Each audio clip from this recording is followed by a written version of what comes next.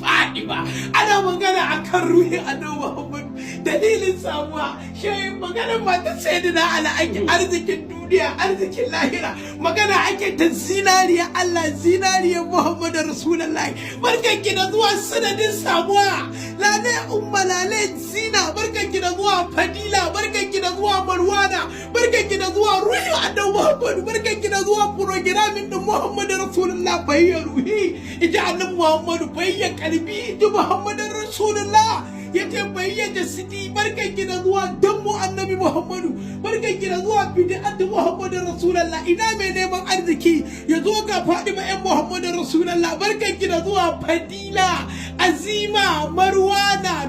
lubbu sa'ada anawiya ummu shurafa'u barkanki da zuwa zodatu aliyu bin abi talib barkanki da zuwa bintu Muhammadu Rasulullah barkanki da zuwa kasaitacciya hajiya baba dan kwali ya ja masu da wurin duka da huluna ina gaishe ki bintu Muhammadu Rasulullah.